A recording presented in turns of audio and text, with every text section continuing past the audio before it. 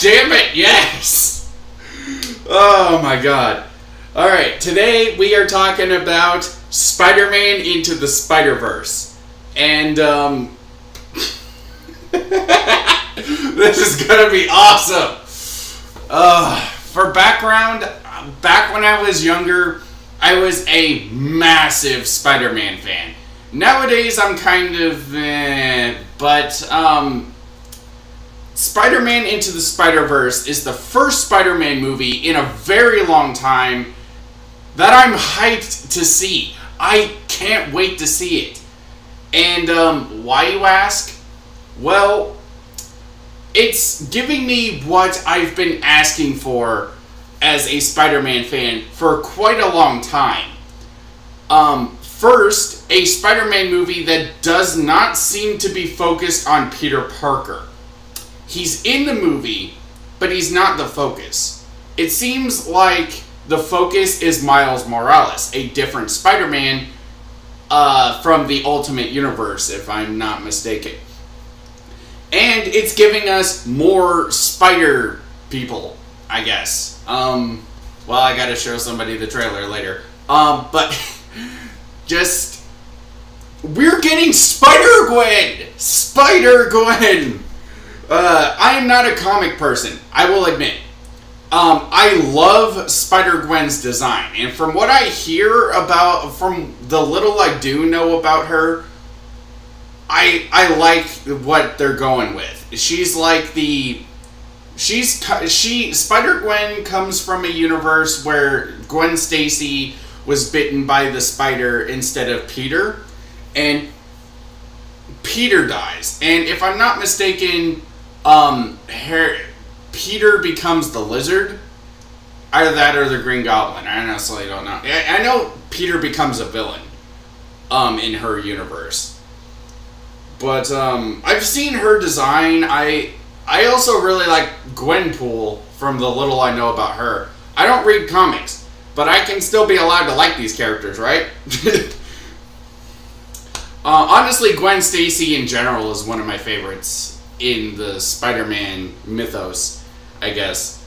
But as somebody who has been getting sick and tired of Peter Parker as the main Spider-Man, like Tobey Maguire, Andrew Garfield, Tom Holland, all three of these Spider-Man, all three of these Spider people are all Peter Parker, and they're roughly the same character, honestly. Tobey Maguire was more soft-spoken, more nerdy. Tobey Maguire was more soft-spoken and nerdy. Andrew Garfield was more of an outrovert and more bombastic and funny. And Tom Holland seems to be sort of a mixture of the two. But the problem is, I can never see any of those three as the true Spider-Man. And honestly, I don't like the Tom Holland Spider-Man because everything that really makes him cool comes from Iron Man. Iron Man basically gave him all of his cool shit. Also, he doesn't have the spider sense, which kind of is... Why do you take that away from Spider-Man? I mean, I know there exist spider people without the spider sense, like Spider-Man 2099, Miguel O'Hara, I think is his name. He doesn't have the spider sense, but he has like hyperactive vision or something. So he has to wear like he's like Cyclops. He has to wear sunglasses inside, and for some reason he has arm spikes. I don't know the story about that.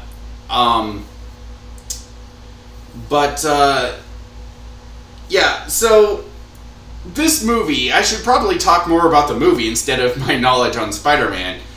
The movie looks like it's 3D CGI, but it's animated, at least from what we see in the trailers, like it's stop motion. And I find this really refreshing, and it also has this comic book aesthetic.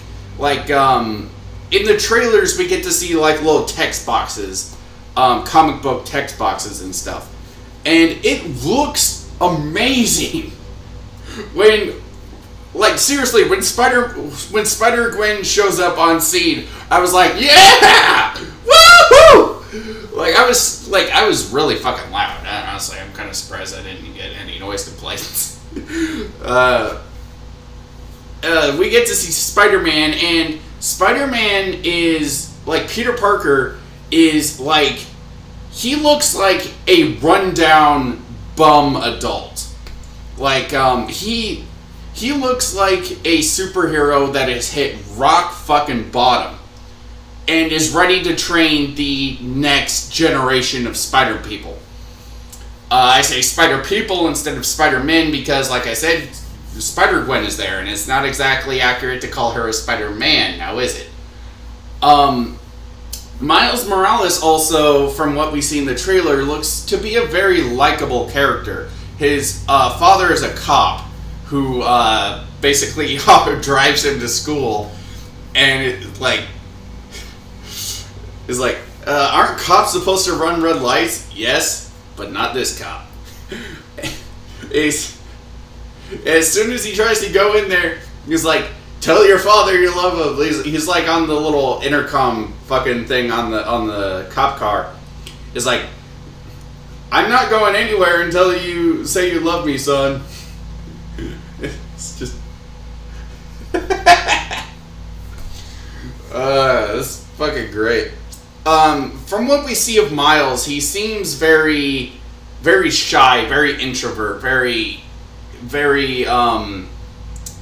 indecisive, I guess is a good way to put it. He seems very unsure of himself. Very much like, am I ready to become a hero? And honestly, I find that very refreshing in a hero. Or at least in a superhero movie, because recently, almost every superhero I've seen is pretty much like super gung-ho about being a hero until they fuck up, and then they're like, okay, I don't want to become a hero anymore. But then they're put into a situation where they have to use their superpowers to save the day, assuming that they're not just gung-ho about it being a hero in general. You know? But Miles seems to be very different from most let me say this. He's not a unique character. I've seen this type of character plenty of times before. But not so much recently in the cinematic movie thing. Also, I'm going to sound very racist for saying this. And I'm not trying to sound racist at all. It's very refreshing to see a black superhero. Not to say that there weren't any before. It's just like Black Panther. That movie came out and it was awesome. But I'm sorry, like out of cinematic movies, I can't name that many black superheroes.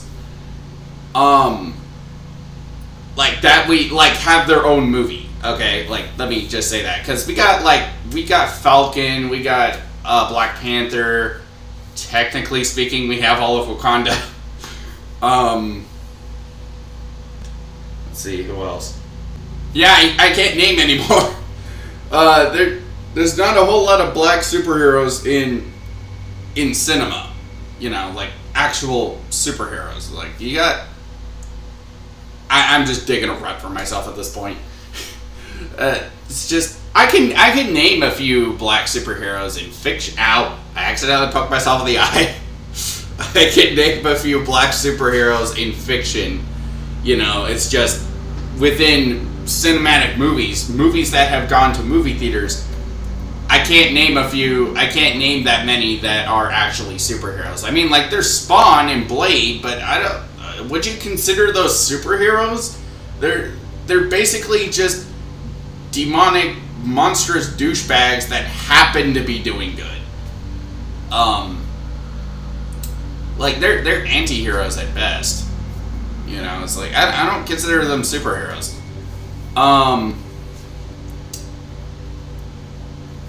Fuck, wish this Kangasaur would go the fuck away. So, yeah. I'm really excited for Spider-Man Into the Spider-Verse. And, hopefully this movie doesn't let me down. Because, it's been a long time since I've been excited for a Spider-Man movie. Like,